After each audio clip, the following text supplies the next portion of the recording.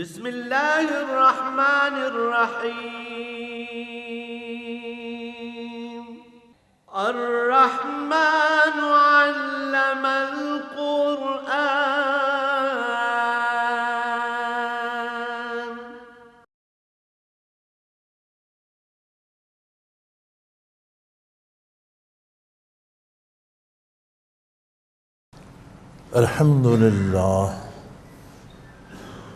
الحمد للہ رب العالمین والصلاة والسلام علی حبیبہ محمد وعلی آلہ وصحبہ اجمعین۔ اعوذ باللہ من الشیطان الرجیم، بسم اللہ الرحمن الرحیم۔ وقال الذین کفروا للذین آمنوا لو کان خیرا ما سبقونا الیہ وَإِذْ لَمْ يَهْتَدُوا بِهِ فَسَيَقُولُونَ هَذَا إِفْكٌ قَدِيمٌ وَمِنْ قَبْلِهِ كِتَابُ مُوسَىٰ إِمَامًا وَرَحْمَةً وَهَذَا كِتَابٌ مُصَدِّقٌ لِسَانًا عَرَبِيًّا لِيُنذِرَ الَّذِينَ ظَلَمُوا وَبُشْرَىٰ لِلْمُحْسِنِينَ۔ اللهم سبحانك لا علم لنا إلا ما علمتنا إنك أنت العليم الحكيم۔ رب اشرح لي صدري ويسر لي أمري واحلل عقدة من لساني يفقهوا قولي رب زدني علما۔ مولاي صل وسلم دائما أبدا على حبيبك خير الخلق كلهم۔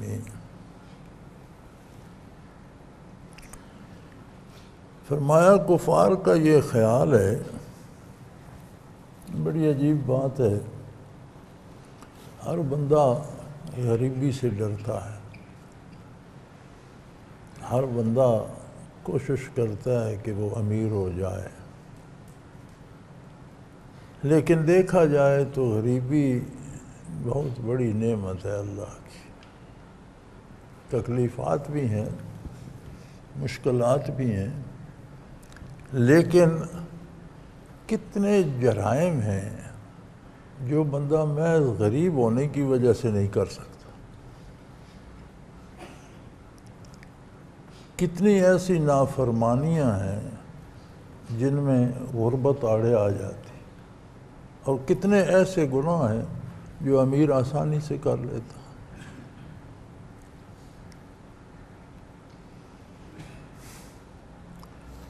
نبی علیہ السلام کا ارشاد عالی کا مفہوم ہے کہ اسلام غریبوں سے شروع ہوا، بدأ الاسلام غریبا، اور غریبوں پر آ جائے گا۔ امارت ایک ایسی مصیبت ہے، سارے امیر بھی ایک جیسے نہیں ہوتے، سارے غریب بھی ایک جیسے نہیں ہوتے، لیکن غریبوں میں اکثریت دینداروں کی ہوتی ہے اور امیروں میں اکثریت بے دینوں کی ہوتی ہے۔ تو فرمایا غریبوں سے شروع ہوا تھا، غریبوں میں ہی آ جائے گا۔ فرمایا کفار کو یہ زوم بھی ہے، وہ کہتے ہیں ایمان والوں سے کہ اگر یہ کوئی بھلی بات ہوتی، اس میں کوئی بھلائی ہوتی، یہ جس کی بات کر رہے ہیں اس میں کچھ سچائی ہوتی، ما سبقونا الیہ، تو یہ ہم سے پہلے اسے نہ پا لیتے۔ ان کا خیال یہ ہے کہ ہم نے دولت دنیا پا لی، دنیا کی سہولتیں پا لیں، عہدے پا لیے، رتبے پا لیے، اور یہ وہیں رہ گئے، تو یہ تو نالائق لوگ ہیں۔ تو اگر یہ جو عقیدہ اسلام ہے، آخرت ہے، جنت ہے، انعامات الہی ہیں، یا عذاب ہے یا ثواب ہے، اس میں کوئی حقیقت ہوتی تو ان سے پہلے ہم پا لیتے، ہم قابل لوگ ہیں، ذہین لوگ ہیں، تو ہم پا لیتے۔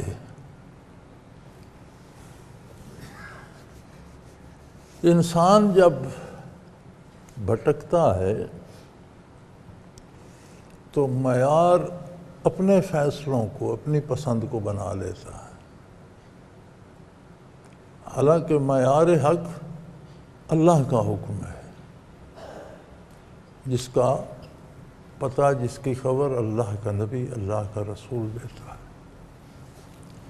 لیکن جب آدمی بھٹکتا ہے تو پھر وہ اپنی عقل سے فیصلے کرتا ہے۔ تو فرمایا یہ جو امراء ہیں، بدکار ہیں، کفر میں مبتلا ہیں، یہ کہتے ہیں کہ اگر اس میں دین میں، اسلام میں حقانیت ہوتی، کوئی بہتری کی بات ہوتی، بھلائی ہوتی، تو جس طرح ہم نے دنیا کے عہدے اور دولت پا لی ہے اس طرح ان سے پہلے ہم پا لیتے۔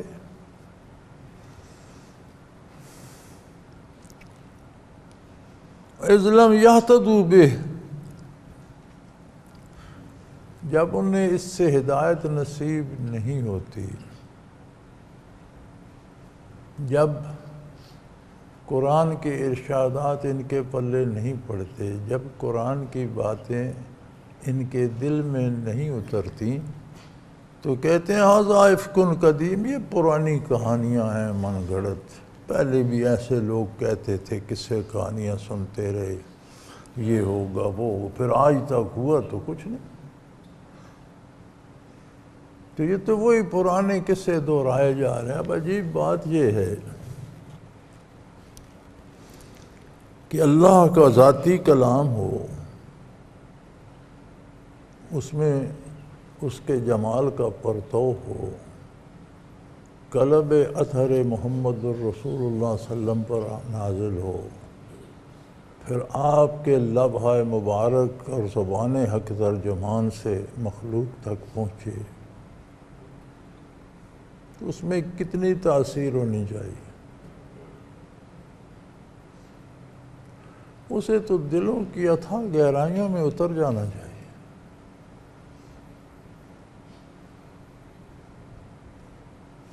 ایک آدمی، عام آدمی ہے، بے عمل ہے، بلکہ اکثر اوقات شرابی کبابی ہے، وہ ایک اچھا سا شعر موزوں کر دیتا ہے تو لوگ جھومنے لگ جاتے ہیں، اس کے کردار کو نہیں دیکھتے، اس بات کو دیکھتے ہیں، بات میں اثر ہوتا ہے۔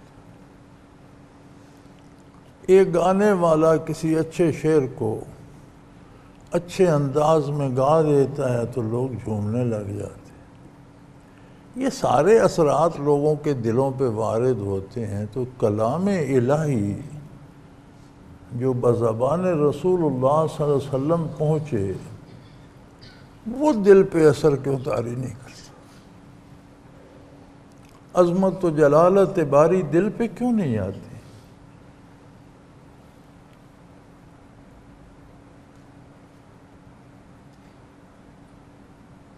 اس لیے کہ نافرمانی دلوں کو تباہ کر دیتی۔ اگر کوئی بندہ اندھا بھی ہو جائے، بہرا بھی ہو جائے، گنگا بھی ہو جائے، تو اس کے سامنے آپ شعر پڑھتے بھی رہیں، گاتے بھی رہیں، اسے کوئی اثر ہوگا اس پر؟ اسی طرح اللہ کریم فرماتے ہیں کہ گناہ جب انسان کے جمع ہوتے رہتے ہیں، برائیاں، نافرمانیاں، تو پھر آنکھیں اندھی ہو جاتی ہیں، آنکھوں پر پردہ آ جاتا ہے، کان بند ہو جاتے ہیں سچائی کو سننے سے، دلوں پہ مہر لگ جاتی ہے، دل اثر قبول ہی نہیں کرتے، وہاں تک اثر جاتا ہی نہیں۔ تو ہمیں قرآن اس بات کی دعوت دیتا ہے کہ اپنے آپ کو ٹٹولو۔ کیا قرآن کریم تمہارے دل میں اترتا ہے، اثر کرتا ہے؟ تو اللہ کا شکر ادا کرو۔ سنی انسنی ایک جیسی ہے تو توبہ کرو، ابھی وقت ہے۔ اپنی فکر دوسروں سے زیادہ کرو۔ ہم دنیاوی معاملات میں تو یہ کرتے ہیں، وہ جی فلاں کے پاس اتنے پیسے ہیں، وہ کہتے ہیں میں خود کماؤں، یار مجھے اس کے پیسوں سے کیا، اس کے ہیں تو اس کے اپنے لیے ہیں، میں اپنے لیے جمع کروں۔ فلاں کا اتنا ہوتا ہے، وہ کہتا ہے مجھے اپنے کی فکر ہے، محنت کروں، میں خود پاؤں، اس کو میں کیا کروں؟ دین کے معاملے میں ہم خود کو بھول جاتے ہیں، دوسروں کا امتحان کرتے رہتے ہیں کہ وہ ایسا ہے، وہ ایسا ہے، وہ ایسا ہے تو اپنا جواب اللہ کو دے گا۔ سب سے پہلے اپنی فکر کرنی چاہیے۔ آخر ہم بھی قرآن کریم پڑھتے بھی ہیں، سنتے بھی ہیں، علماء بیان کرتے ہیں، قرآن پڑھتے ہیں، تلاوت ہوتی ہے، نمازوں میں سنایا ہے۔ ہم پر کیا کیفیت طاری ہوتی ہے؟ ہمیں اس میں کوئی لذت محسوس ہوتی ہے؟ ہمارا دل بھی اس طرف کوئی کھنچتا ہے کہ نہیں؟ اگر ہے تو اللہ کا شکر، الحمدللہ، دعا کرو اللہ اس میں مزید ترقی دے، اضافہ کرے۔ کچھ نہیں ہوتا تو ابھی فرصت ہے، وقت ہے، باب توبہ واہ ہے، زندگی ہے، حیات ہے، توبہ کر لیں۔ وَمِن قَبْلِهِ کتاب موسیٰ، یہ جو کہتے ہیں یہ پرانی کہانیاں نہیں ہیں، یہ ان سے پہلے آسمانی کتابوں میں اللہ کی طرف سے یہ حقائق نازل ہوئے ہیں۔ یہ جو کہتے ہیں نا یہ سنتے آ رہے ہیں پرانے زمانے سے، یہ کسے کہانیاں نہیں ہیں۔ جیسے موسیٰ علیہ السلام پر کتاب نازل ہوئی،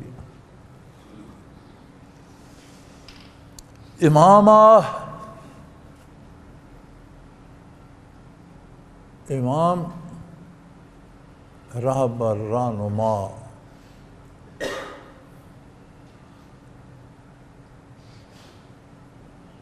کتاب الہی کا سب سے بڑا کام یہ ہے کہ وہ زندگی کے ہر شعبے میں رہنمائی کرے، امام بنے، آگے لگے، لیڈ کرے۔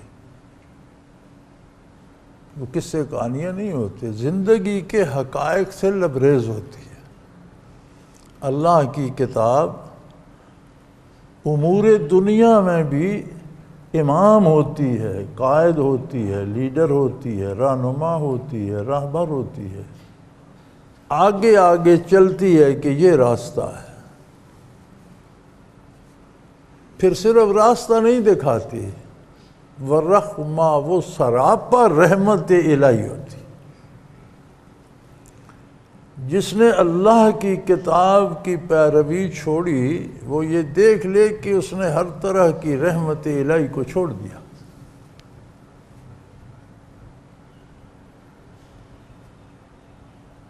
پھر اس کے پاس دنیا کی آسانیاں بھی ہوں تو حقیقتاً اس کے لیے وہ مصیبت بن جاتی،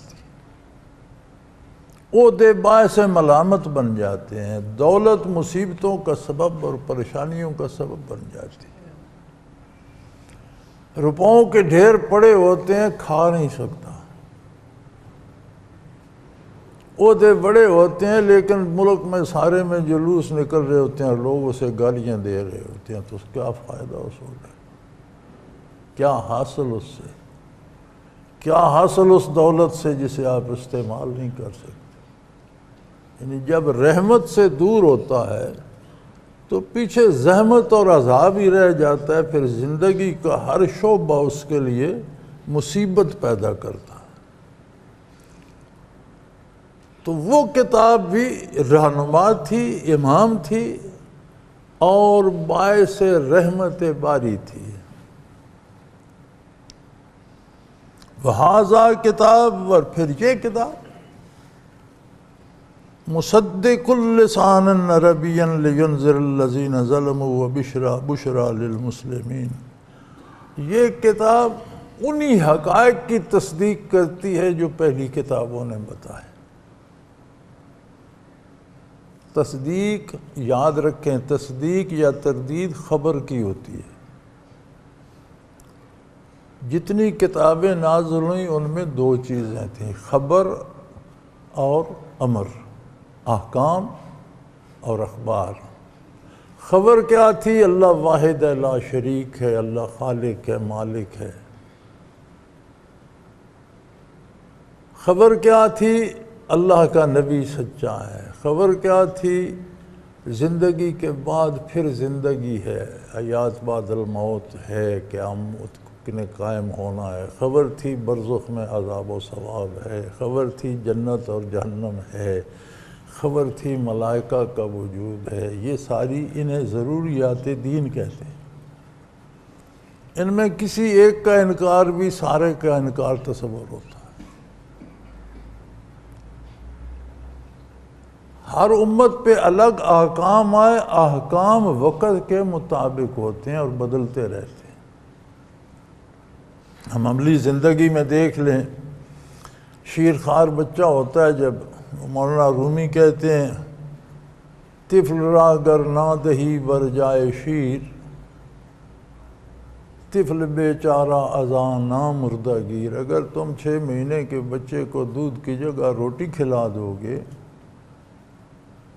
تو وہ اسی کھانے سے مر سکتا ہے،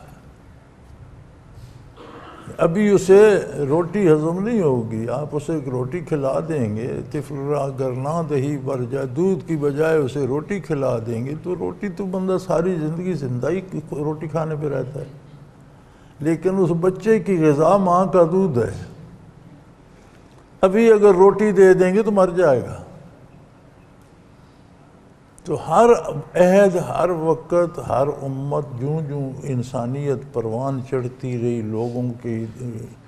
لوگوں کو سہولیات امور دنیا پھیلتے گئے، تعلقات بڑھتے گئے، احکام اس کے ساتھ بدلتے رہے، تاکہ انسانیت بھی اپنے کمال کو پہنچی۔ اسی لیے تو مختلف جگہوں پر مختلف انبیاء مبعوث ہوئے۔ ایک جگہ کا ماحول، فضا، لوگوں کی استعداد اور تھی، دوسری جگہ فضا، استعداد اور تھی۔ جب انسانیت اپنے کمال کو پہنچی، جب انسانیت گلوبل ولیج بننے جا رہی تھی، جب ساری دنیا ایک ہونے جا رہی تھی، تو اللہ نے ساری دنیا کے لیے ایک نبی مبعوث فرمایا جو خاتم الانبیاء تھا، جس کے بعد نئے نبی کی ضرورت ہی باقی نہ رہی۔ احکام بھی وہ نازل فرما دیے جو اب قیامت تک تبدیل نہیں ہوں گے، کیونکہ اس سے زیادہ اب انسانیت کہاں جائے گی، اپنے بلوغ کو، اپنے کمال کو پہنچ گئی۔ اور یہ کتاب ان سب خبروں کی تصدیق کرتی ہے، آدم علیہ السلام سے لے کر عیسیٰ علیہ السلام تک انبیاء نے جو خبریں دیں ان کی تصدیق کرتی ہے، عربی زبان میں ہے۔ اس کا مطلب ہے قرآن عربی متن کا نام ہے۔ اگر ہم انگریزی میں پڑھیں گے، اردو میں پڑھیں گے، ایسے لوگ ہیں جو عربی نہیں پڑھتے، صرف انگریزی پڑھ لیتے ہیں اردو پر، تو وہ قرآن کا ترجمہ پڑھنے کا ثواب بھی انہیں ملے گا، اس سے وہ بات بھی سمجھ سکیں گے، لیکن تلاوت قرآن کا ثواب نہیں ہوگا۔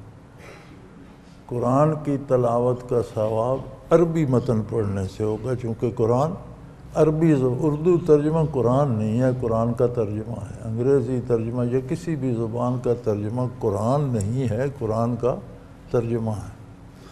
قرآن لسان عربیہ، عربی زبان میں۔ یہ لِيُنذِرَ الَّذِينَ ظَلَمُوا، غلط کاروں کو ان کے برے انجام سے بر وقت مطلع کر دے۔ قرآن کے نزول کا مقصد یہ ہے کہ جو برائی کرتا ہے، برائی پر جو نتیجہ اس کی سمجھ میں مرنے کے بعد آئے گا، وہ اسے آج بتا دے۔ یہ اللہ کا بہت بڑا احسان ہے۔ وَبُشْرَى لِلْمُحْسِنِينَ، اور جو خلوص دل سے اطاعت کرتے ہیں اللہ کے رسول کی، ان کو بشارت بھی دے دے کہ ان کا مجاہدہ خالی نہیں جائے گا، ان کی محنتیں ضائع نہیں ہوں گی۔ اللہ کریم ان کی عبادتوں پر ثمرات عطا فرمائیں گے۔ اور یقیناً بڑی پکی بات ہے، ان الذین قالوا ربنا اللہ، جن لوگوں نے یہ تسلیم کیا اور اعلان کر دیا ہمارا پالنے والا، ہماری ضرورتیں پوری کرنے والا، ہمارا پیدا کرنے والا، ہمیں حیات دینے والا، ہمیں موت دینے والا، ہمیں حیات بعد الموت دینے والا، ہم سے حساب لینے والا اللہ واحد لا شریک۔ اللہ کریم نے یہاں صفاتی نام استعمال فرمایا ہے، رب۔ اللہ کو اللہ تو ہر کوئی مانتا ہے، مومن اس طرح مانتا ہے جس طرح اللہ کا رسول صلی اللہ علیہ وسلم منواتے ہیں۔ کافر بھی اپنے کسی نہ کسی انداز میں کسی نہ کسی نام سے ایک آخری طاقت دیوی دیوتاؤں کو ماننے کے بعد پھر ایک مہادیو ماننا پڑتا ہے، سب سے بڑا دیوتا۔ رب ماننا جو ہے یہ کاردار ہے، مطلب ہے ساری امیدیں اس ذات باری سے وابستہ ہوں اور کسی بھی طرح اس کی نافرمانی کر کے دوسرے کا حکم نہ مانے، اس نے رب مانا۔ تو جنہوں نے یہ مانا کہ ہمارا رب اللہ ہے، قالوا ربنا اللہ، ذاتی نام بھی استعمال فرمایا اور صفاتی بھی کہ ہمارا رب اللہ ہے، ثم استقاموا، پھر اس پر ڈٹ گئے، اس پر پھر انہوں نے زندگی بسر کر دی اور اپنے عمل سے ثابت کیا کہ میرا رب اللہ ہے، میں اس کی اطاعت کروں گا، اس کے حکم کے خلاف کسی دوسرے کا حکم نہیں مانوں گا۔ ثم استقاموا، پھر اس پر جم گئے، فلا خوف علیہم ولا هم یحزنون، نہ انہیں کوئی ڈر ہوگا نہ انہیں کوئی افسوس ہوگا، نہ اپنے کسے کیے پر پچھتائیں گے، نہ دنیا چھوڑنے پر پچھتائیں گے، نہ آئندہ کا کوئی عذاب کا یا کسی خطرے کا اندیشہ ہوگا، ہر طرح سے بے فکر ہوں گے۔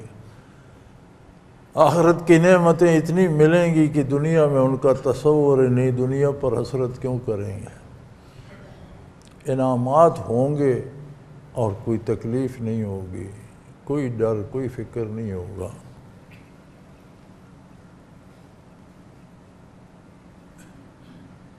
اولئک اصحاب الجنہ خالدین فیہا، یہ جنت کے باسی ہوں گے، جنت کے وارث ہوں گے، جنت کے مالک ہوں گے، انہیں عطا کر دی جائے گی اور اس میں ہمیشہ ہمیشہ رہیں گے، نہ بیماری نہ بڑھاپا نہ موت نہ کوئی کمزوری کسی طرح کی نہیں آئے گی۔ جزاء بما کانوا یعملون، عمل تو انہوں نے چند روز کیے، اللہ نے انعامات ہمیشہ ہمیشہ کے لیے دے دیے۔ دنیاوی زندگی میں بلوغت سے مرنے تک چند روزہ زندگی میں اعمال تو انہوں نے کیے، کسی کی 100 سال بھی عمر ہو، 18-20 سال تو لڑکپن بچپن میں چلے گئے، پیچھے جو 80 رہ گئے ان میں 70-80 کے بعد بڑھاپے کی نظر ہو گئے، درمیان میں 30-40 بچتے ہیں، ان میں آدھی راتیں آدھے دن، تو کتنا عرصہ اس نے اطاعت کی، لیکن اس کے بس میں یہی تھا، اللہ نے جو انعام دیا وہ اس کی شان کے لائق تھا، اس نے ہمیشہ ہمیشہ کے لیے جنتیں عطا کر دی، اس نے اپنی شان کے مطابق دیا، اس نے نیکی اپنی حیثیت کے مطابق کی، اس نے انعام اپنی شان کے مطابق دیا۔ وہ تو مالک ہے، خالق ہے، پیدا کرنے والا ہے، زندگی حیات قوتیں دینے والا ہے، موت دینے والا ہے، اس کے بعد زندگی دینے والا ہے، جواب طلبی کرنے والا ہے، حساب لینے، وہ تو بہت بڑی بات ہے۔ والدین جو دنیا میں انسان کے آنے کا سبب بنتے ہیں، فرمایا ہم نے تو انسان کو یہ حکم بھی دیا ہے وَوَصَّيْنَا الْإِنسَانَ بِوَالِدَيْهِ إِحْسَانًا، ہم نے تو انسان کو یہ حکم دیا ہے کہ اپنے والدین کے ساتھ بہت مہربانی، بہت کرم، بہت پیار سے پیش ہے، بہت نیکی سے پیش آئے۔ کہ اس کے دنیا میں آنے کا سبب تو بنے، بنایا اللہ نے، خالق وہ ہے، ان کا اختیار کچھ نہیں۔ وہ جانتے نہیں تھے بیٹا ہوگا بیٹی ہوگی، وہ جانتے نہیں تھے خوبصورت ہوگا بدصورت ہوگا، وہ جانتے نہیں تھے پڑھے لکھے گا یا جاہل ہوگا، وہ جانتے نہیں تھے پورا ہوگا یا گنگا بہرا ہوگا۔ انہوں نے بنایا نہیں، لیکن سبب تو دنیا میں آنے کا بنے۔ معرکہ بدر بپا ہے۔ حضور نے صحابہ کرام کو سفارہ کر دیا، مشرکین مکہ سامنے صفیں بنائے ہوئے ہیں، تو جنگ میں اصول ہوتا تھا صفیں آگے مقابل، تو پھر بڑے بڑے جو شاہ سوار اور بڑے بڑے فن حرب کے ماہر تھے وہ نکل کر دوسرے کو للکارتے تھے کہ مقابلے کے لیے کوئی ہے تو آ جاؤ۔ اس میں پھر فوجیں مداخلت نہیں کرتی تھیں، وہ آپس میں لڑ کر فیصلہ کرتے تھے۔ تو اہل مکہ نے مبارزت کے لیے طلب کیا، تو حضور کے ایک نوجوان خادم نے عرض کی یا رسول اللہ ادھر سے میرا باپ للکار رہا، آپ مجھے اجازت دے، میں اس کو خاک و خون میں لوٹا دوں گا۔ این جنگ میں آپ نے فرمایا کافر ہے، مشرک ہے، کفر کی طرف سے حضور کے مقابلے پر آیا، فرمایا نہیں، وہ تیرا باپ ہے، وہ تیرے دنیا میں آنے کا سبب بنا، تو اسے دنیا سے رخصت کرنے کا سبب نہیں بن سکتا۔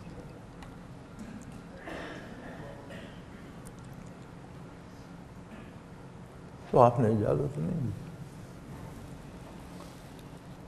تو ہم نے تو انسان سے کہا کہ یہ جو عارضی سبب ہم نے تیرے دنیا میں آنے کا بنا دیا ہے، اس کے ساتھ بہت نرمی، نیک خوئی اور نیکی سے پیش آ۔ اگرچہ ہم نے بنایا ہے تو کہاں عظمت باری، پھر اللہ کے سامنے کتنی خلوص، کتنی نیکی، کس خوشبو خضوع کی ضرورت ہے۔ خاص طور پر تمہاری ماں حملتہ امہ کرہا ووضعتہ کرہا، جس نے بڑے دکھ سے تمہیں پیٹ میں لے کر حمل کے ایام گزارے اور بڑی تکلیف میں تمہیں جنا۔ ماں باپ دونوں کا احترام، دونوں کی عزت، دونوں سے محبت، دونوں سے پیار، دونوں کی خدمت فرض ہے۔ دونوں میں ماں کی اور زیادہ ہے کہ اس نے تمہارے لیے بڑے دکھ سے، کتنی مشکل سے تمہیں بچپن میں پالا، کتنی تکلیفوں سے دکھ سہ کر تمہیں پیٹ میں رکھا، پھر کتنی تکلیفوں سے تم پیدا ہوئے، پھر تمہارا بچپن کس مشکل سے اس نے تمہارے ساتھ راتیں کاٹیں۔ وَحَمَلُهُ وَفِصَالُهُ ثَلَاثُونَ شَهْرًا، کوئی ایک دن دو دن نہیں، دودھ چھڑانے تک 30 مہینے گزر گئے، مسلسل، بغیر کسی رخصت، بغیر کسی چھٹی کے 30 مہینے ایک حال میں اس نے تکلیف برداشت کی۔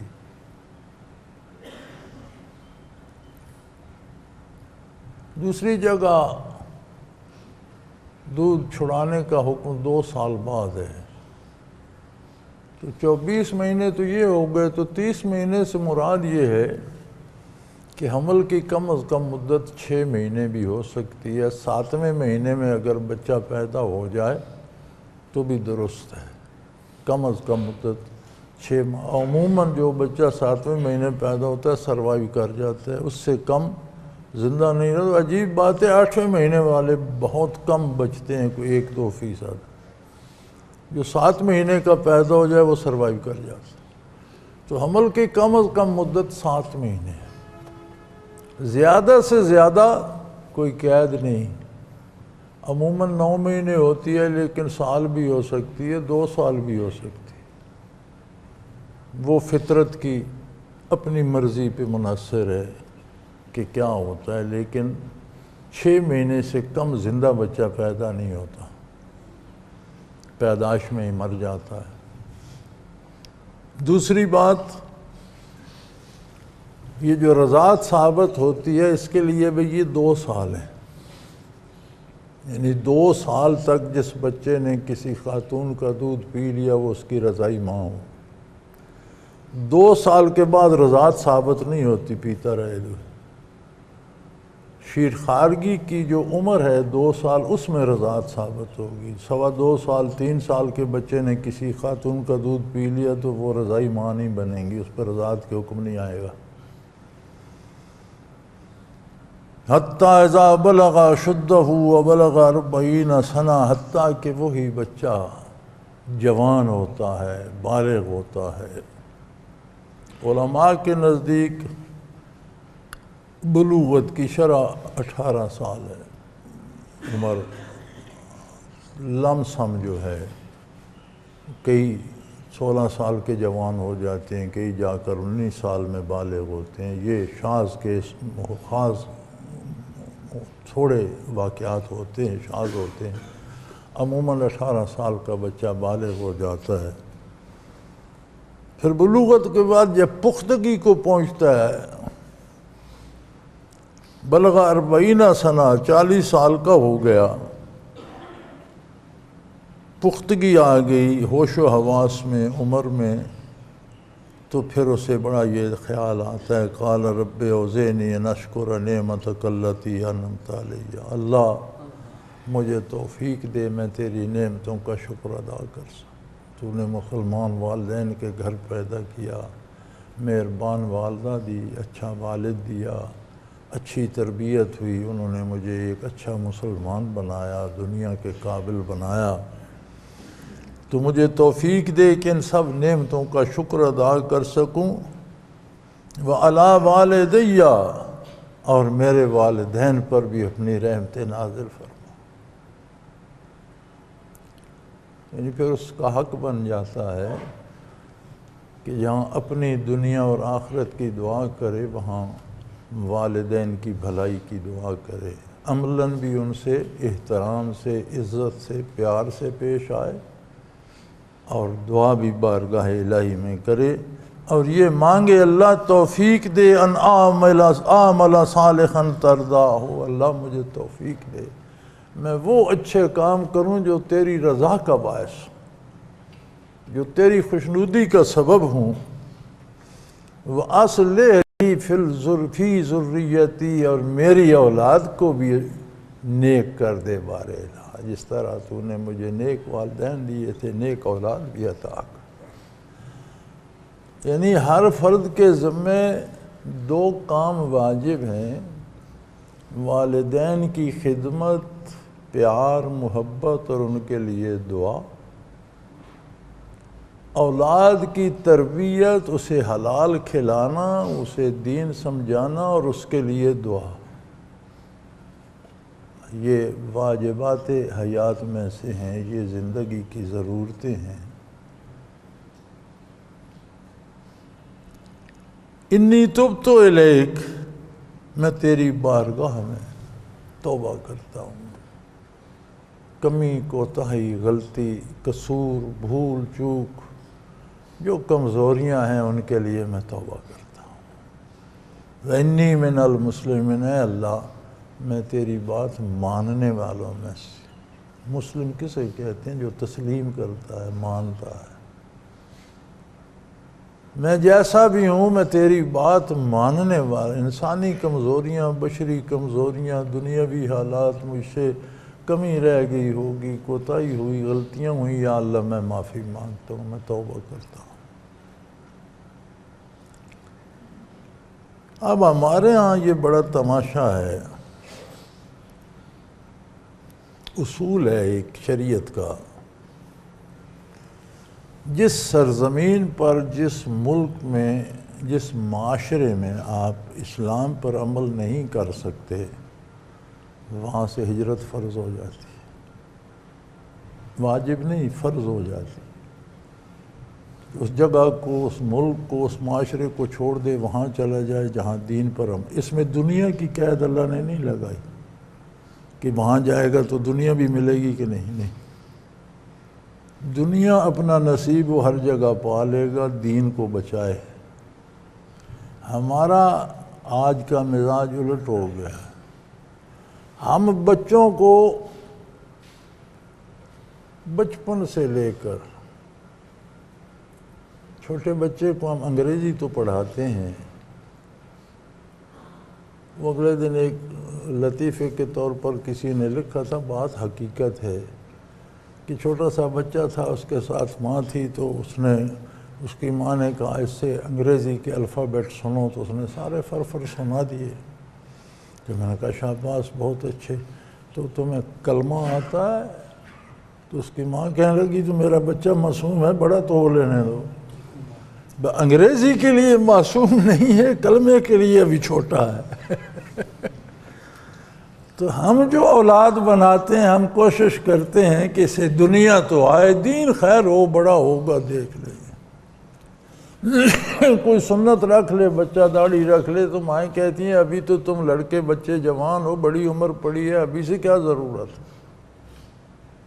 دنیا کے معاملے میں کوئی نہیں کہتا۔ اب ہم اولاد کو یہاں سے لیتے ہیں، یورپ میں، امریکہ میں، ایک خالص کافرانہ ماحول، معاشرے، قوانین میں لے جاتے ہیں، پھر وہاں سے فون کرتے ہیں، ڈاک آتی ہے، وہ جی بچے نماز نہیں پڑھتے۔ بچوں کا کیا قصور ہے؟ آپ کون سے انہیں حرم میں لے گئے تھے؟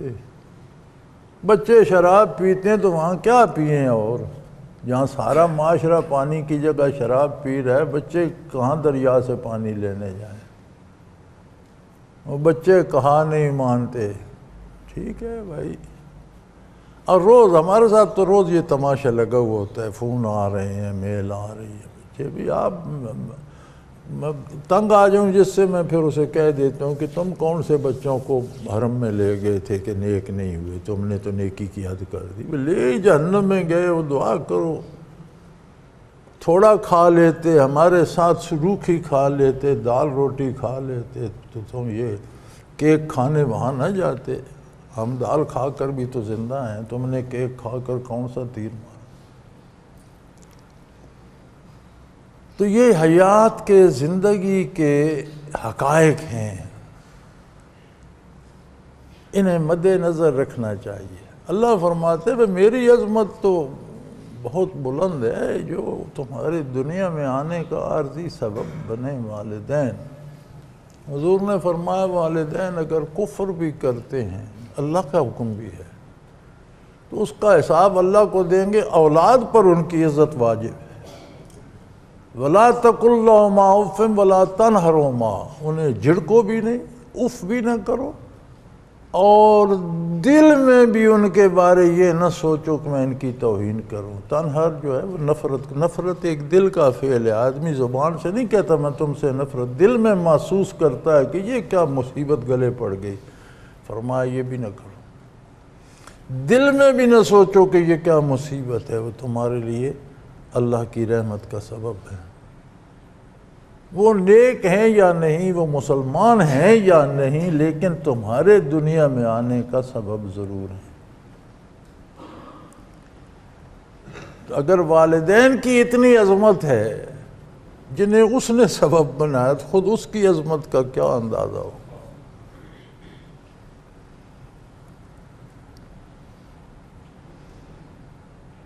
اولئک الذین نتقبل عنہم احسن ما عملوا، یہ وہ لوگ ہیں جو عظمت الہی کا اقرار کرتے ہیں، اسے رب مانتے ہیں اور اس پر جم جاتے ہیں، پھر والدین کی بھی خدمت کرتے ہیں، اولاد کی بھی بہتری چاہتے ہیں، کوشش بھی کرتے ہیں، کام بھی کرتے ہیں، اور اللہ سے دعا بھی کرتے ہیں۔ تو یہاں دعا کا سلیقہ بھی سکھا دیا کہ دعا کب کی جائے، سارے اسباب پورے کر کے۔ نبی کریم صلی اللہ علیہ وسلم نے بھی یہ سلیقہ بدر میں سکھا دیا، صحابہ کرام کو صف آرا کر کے پھر دعا کی کہ بار الہ میں سارے کا سارا اسلام لے آیا۔ یار کیا لوگ تھے وہ، ان 313 کو رسول اللہ صلی اللہ علیہ وسلم فرما رہے ہیں زبان حق ترجمان سے کہ اللہ یہ میرا سارے کا سارا اسلام ہے، اگر یہ آج یہاں مارے گئے فلون تو ابدا قیامت تک کوئی تیرا نام لیوا نہیں ہوگا۔ تو یہ حدیث تو بتا رہی ہے کہ ہم جو اللہ کا نام لیتے ہیں یہ ان کے طفیل ہے، انہوں نے سیکھا رسول اللہ صلی اللہ علیہ وسلم سے اور انہوں نے ہم تک پہنچایا۔ تو آج ایک عام آدمی جس کی نہ شکل مسلمانوں جیسی ہے، نہ سوچ اسلامی ہے، نہ کردار اسلامی ہے، وہ بھی کہتے ہیں ان میں ایمان تھا بھی کہ نہیں۔ کیسی عجیب بات۔ ببین تفاوت را از کجاست و کجا، کتنا فرق پڑ گیا۔ فرمایا یہ وہ لوگ ہیں جن کی نیکیاں تو ہم بہت خوبصورت طریقے سے قبول کرتے ہیں اور بہت بڑا اجر ان سے پر دیتے ہیں، وَتَنَجَاوَزُ عَنْ سَيِّئَاتِهِمْ، اور ان سے جو غلطیاں ہو جائیں وہ بھی معاف کر دیتے ہیں۔ یہ میرے وہ بندے ہیں جو خلوص سے اطاعت کرنا چاہتے ہیں، بتقاضۂ بشریت غلطیاں بھی ہو جاتی ہیں تو ہم ان کی نیکیاں قبول کرتے ہیں اور برائیاں معاف کرتے ہیں۔ غلطیاں کوتاہیاں نتجاوز ہو، ان سے تجاوز کو انہیں بھلا دیتے ہیں، انہیں رون دیتے ہیں پاؤں کے نیچے، ان کی کوئی حیثیت، ان کے گناہ ختم ہو جاتے ہیں، معاف کر دیتے ہیں۔ فی اصحاب الجنہ، یہ جنت کے وارثوں میں سے ایسے لوگ جنت کے باسی ہیں، جنت کے رہنے والے، جنت کے مالک۔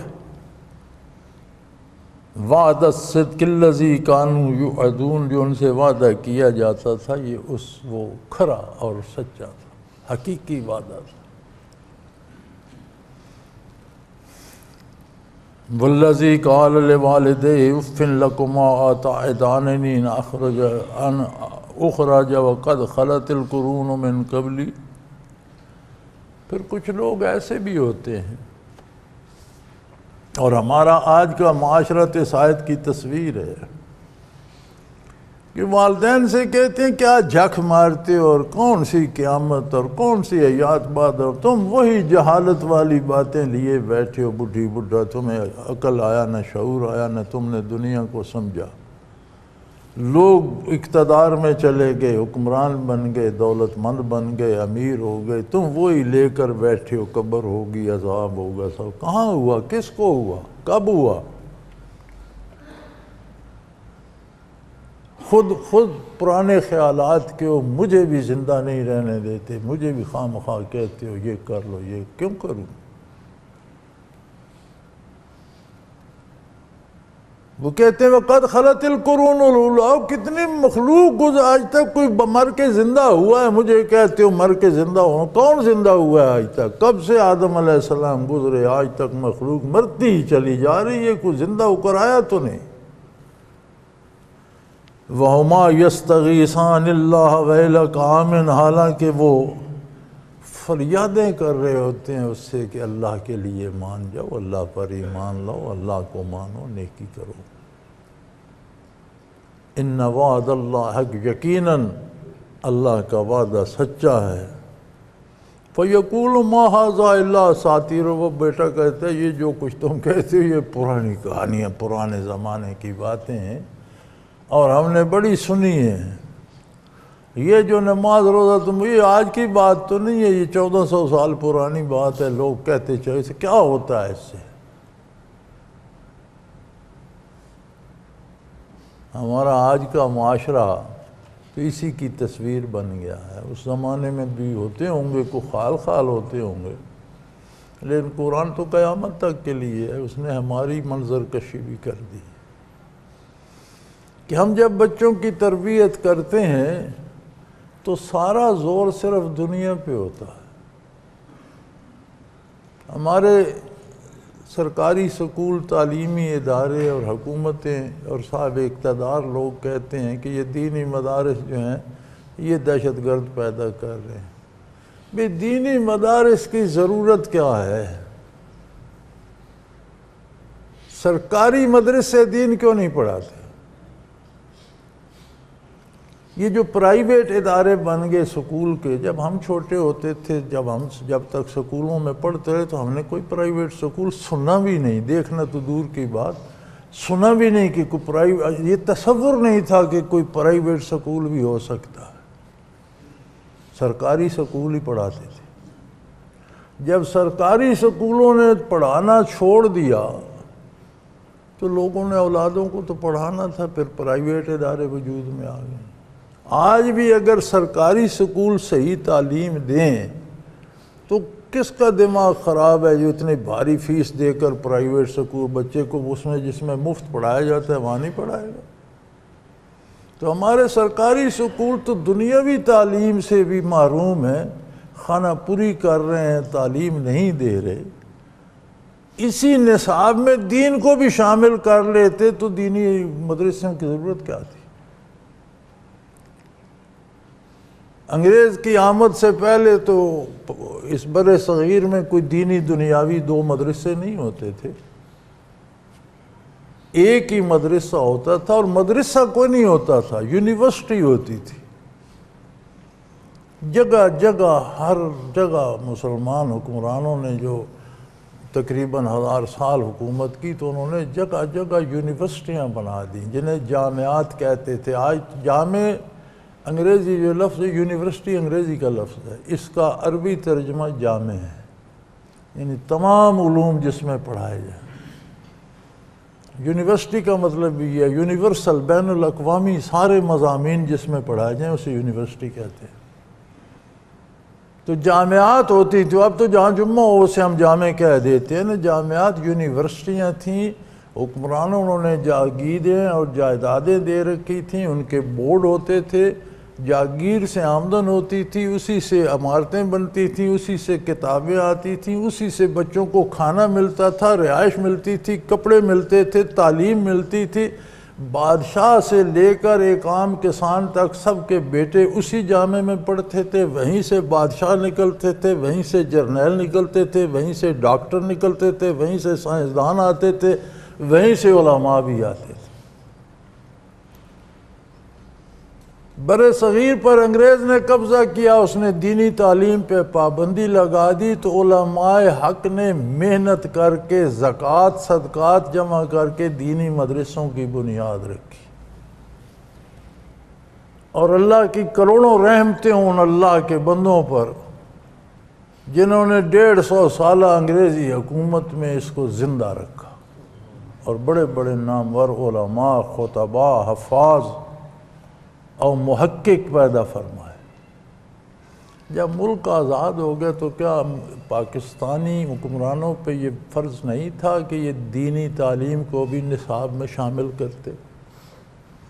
دینی مدارس سے الگ ہی صحیح تو انہیں قومی دھارے میں لے آتے،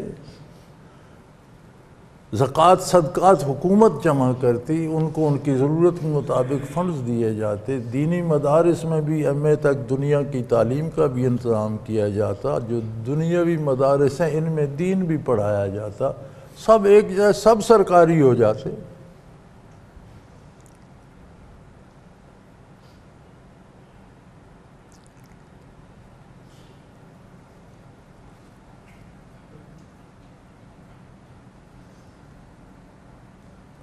تو بچوں کی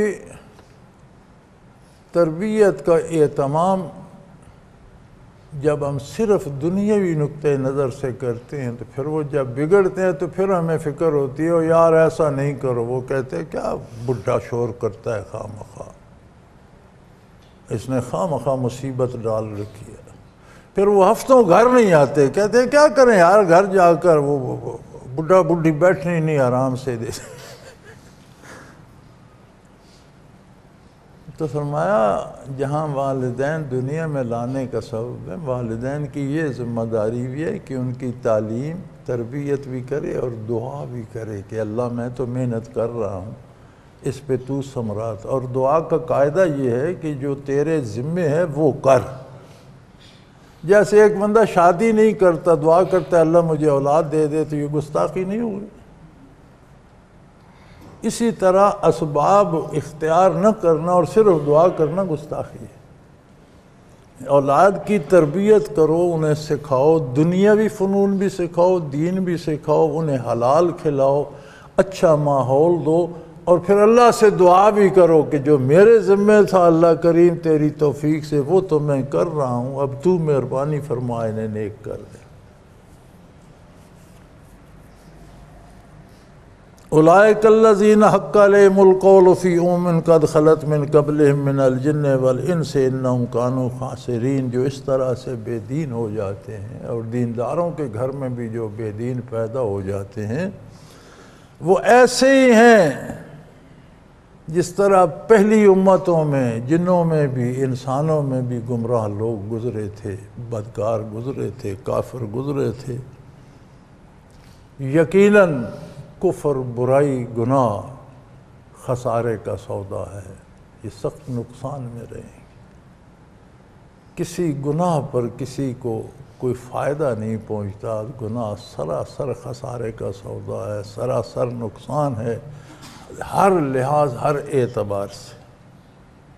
وَلِكُلٍّ دَرَجَاتٌ مِّمَّا عَمَلُوا، اور جتنے اعمال جتنے افراد کرتے ہیں ہم ہر فرد کی الگ سے درجہ بندی کر دیں گے۔ جتنے جس نے گناہ کیے اتنی ان کی سزا پائے گا، جتنی جس نے نیکی کی ہے اتنی اس کی جزا، ہر فرد کی درجہ بندی کر دی جائے گی۔ وَلِيُوَفِّيَهُمْ أَعْمَالَهُمْ وَهُمْ لَا يُظْلَمُونَ، اور ان کے اعمال کا پورا پورا بدلہ دیا، کسی کے ساتھ زیادتی نہیں ہوگی، ظلم نہیں ہوگا، زیادتی نہیں ہوگی کہ کسی کی نیکی ضائع ہو جائے یا کسی کو اس کی برائی سے بڑھ کر سزا دی جائے۔ سزا وہی ہوگی جو اس برائی کی مقرر کر دی گئی، اور جو دنیا میں اللہ کی کتاب اور اللہ کے رسول نے انہیں بتا بھی دی کہ اس گناہ کی یہ سزا ہے، وہی ہوگی۔ یوم یعرض الذین کفروا علی النار، جب کافروں کو جہنم پہ جہنم کے سامنے کھڑا کیا جائے گا، دوزخ کو بھڑکتا ہوا دیکھیں گے، آگ کے شعلے لپکتے ہوئے دیکھیں گے، تو کافر بھی کہیں گے کہ اللہ، کفر بھی کیا، گناہ بھی کیے، لیکن نیکیاں بھی تو کی تھی، غریبوں کی مدد کی تھی، میں نے اسپتال بنوا دیا تھا، میں نے پیاسوں کے لیے کنواں بنوایا تھا، میں نے وہ ایک غریب کو قرض سے نجات دلائی تھی، میں نے فلاں نیکی کی تھی، فلاں نے۔ ہاں فرمایا تم نے کی تھی۔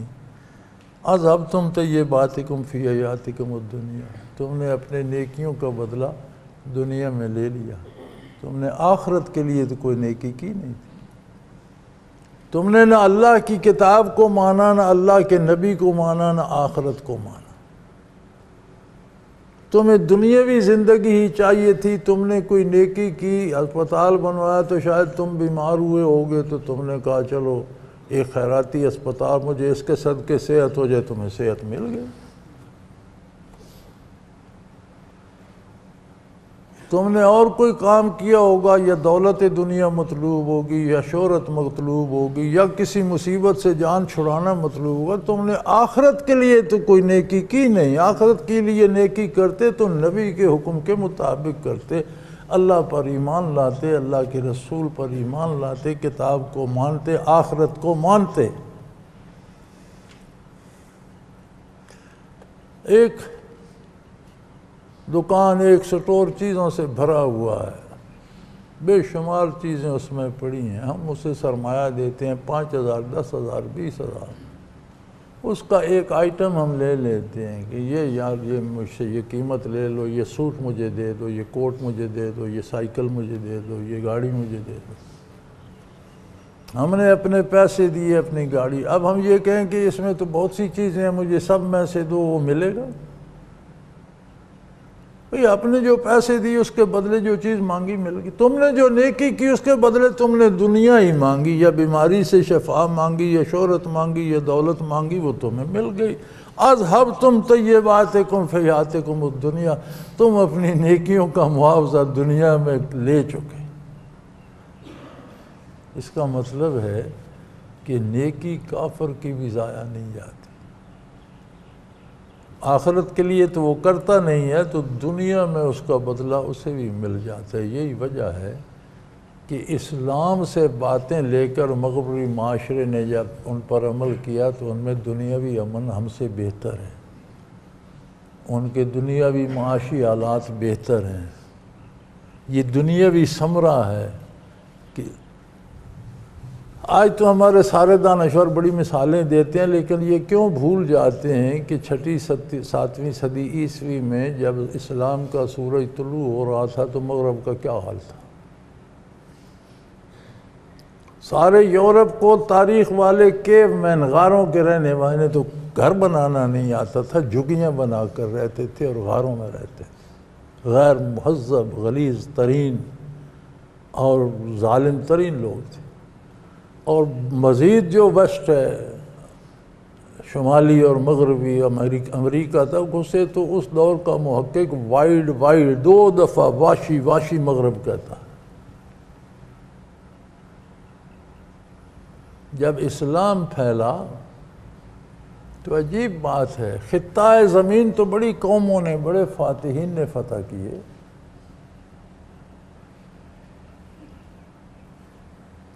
یہ مقدونیہ والا سکندر جو ہے جہلم تک تو یہ بھی آیا، کہاں مقدونیہ ہے، کہاں جہلم ہے، کتنے ممالک کو رونتا ہوا یہاں تک آیا اور یہاں سے واپس جاتا ہوا سکندریہ میں مارا گیا۔ کوئی یونانی مذہب پہ ہے؟ خطہ زمین اس نے چھینے، کیا دل لے سکا کسی نے اس کا مذہب قبول کیا؟ اور کتنے فاتحین ہیں، ان کی فتوحات پڑھ لیں، انہوں نے شہروں پہ، ملکوں پہ، علاقوں پہ قبضے کر لیے، لیکن قوموں کے دل ان کے قابو۔ تو مغرب حیران اس لیے تھا کہ اسلام جہاں جاتا ہے وہ لوگ سارے مسلمان ہو جاتے ہیں، یہ کیا مصیبت ہے؟ یہ صرف خطہ زمین نہیں چھینتے، یہ دل فتح کر لیتے ہیں، یعنی وہیں اسلام پھیل جاتا ہے، ملکوں کے ملک مسلمان ہو جاتے ہیں۔ تو وہ آخرت کو تو نہیں مانتے، اللہ کو تو نہیں مانتے، لیکن انہوں نے اسلامی قوانین کا تجزیہ کیا اور انہوں نے یہ سمجھا کہ ان قوانین میں انسان کی ضروریات کی تکمیل کی بہت خوبصورت انداز سے عکاسی کی گئی ہے۔ انہوں نے وہ چیزیں اپنا لیں کہ ناپ تول میں کمی نہیں کرنی، ان کی تجارت ترقی کر گئی۔ انہوں نے اپنا لی کہ عدالت میں جھوٹ بھی نہیں بولنا، غلط فیصلہ نہیں کرنا، رشوت نہیں لینی، ان کے ملکوں میں امن قائم ہو گیا۔ یہ انہوں نے اسلام سے سیکھا ہے۔ تاریخی طور پر یہ صرف کہنے کی بات نہیں، تاریخی طور پر تاریخ بتاتی ہے۔ اور جہاں انہوں نے بھی اسلام کا دامن چھوڑا، انہوں کا عورت کے حقوق اسلام نے محدود کر دیا، ہماری عورت ہمارے برابر رہے گی، آج پیٹ رہے ہیں، عورت قابو ہی نہیں آتی۔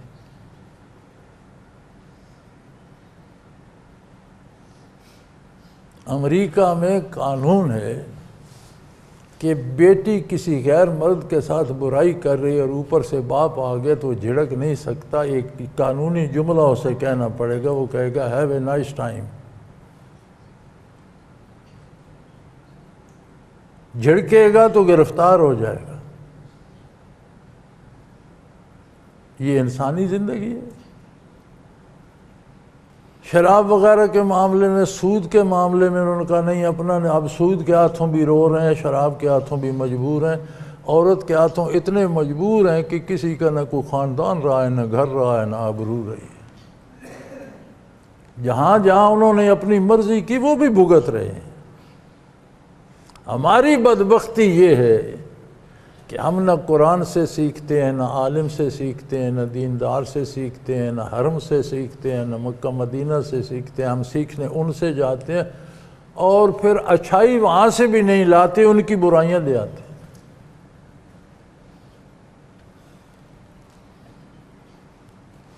فرمایا جائے گا صاحب تم طیباتکم فی حیاتکم الدنیا، تم اپنی نیکیوں کا بدلہ دنیاوی زندگی میں لے، فاستمتعتم بہا، تم نے موج کر لی، انجوائے کر لیا، انہیں برت لیا، تم نے ان کا فائدہ اٹھا لیا۔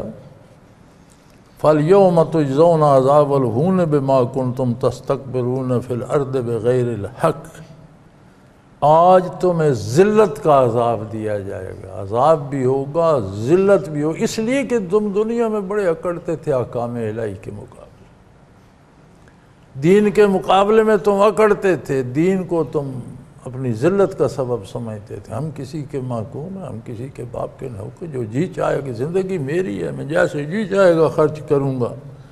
اللہ کی زمین پر ناحق اکڑتے تھے، تکبر کرتے تھے، لہذا آج تمہیں عذاب کے ساتھ ذلیل بھی کیا جائے گا۔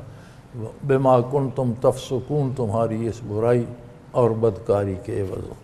وآخر دعوانا ان الحمد للہ رب العالمین۔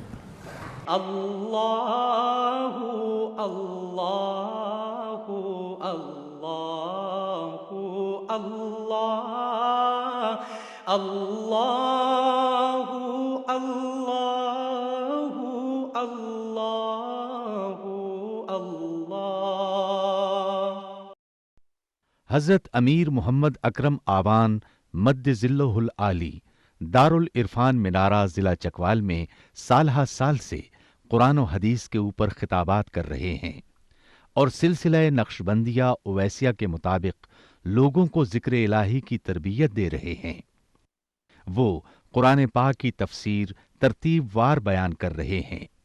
تفسیر قرآن کو وہ موجودہ ملکی اور بین الاقوامی حالات کے مطابق بیان کرتے ہیں۔ موٹر وے سے کلر کہار کے انٹرچینج سے نکلتے ہوئے، کلر کہار کی جھیل سے ہوتے ہوئے میانی، بوچھال اور نورپور سے گزرتے ہوئے دارالعرفان منارہ پہنچ سکتے ہیں۔ حضرت امیر محمد اکرم آوان نے بچیوں اور بچوں کی دینی اور دنیاوی تعلیم کے لیے سقارہ اکیڈمی کے نام سے ایک درسگاہ بھی قائم کی ہے، جس کا افتتاح ملک پاکستان کے صدر جنرل محمد ضیاء الحق نے اپنے دست مبارک سے کیا تھا۔ وہ تمام احباب جو اسلام کی طلب رکھتے ہیں ان سے گزارش ہے کہ دارالعرفان منارہ ضلع چکوال میں امیر محمد اکرم آوان صاحب کے خطابات سے مستفید ہوں۔ وہ ہر جمعے کو نماز سے پہلے بیان فرماتے ہیں۔ ہر ماہ کی پہلی اتوار کو ماہانہ اجتماع ہوتا ہے جس میں آپ خصوصی خطاب فرماتے ہیں اور پاکستان کے چاروں صوبوں سے احباب اس اجتماع میں شرکت کرتے ہیں۔ اس کے علاوہ یہاں سال میں 2 مرکزی اجتماعات بھی ہوتے ہیں، ایک رمضان المبارک میں اعتکاف کا اجتماع اور دوسرا جولائی اور اگست میں 40 دن کا اجتماع ہوتا ہے جس میں روحانی تربیت کی جاتی ہے۔ اپنا خون سیماب دے کر اتنا ہم کر جائیں گے، نام آقا کا چمن میں پھر رقم کر جائیں گے۔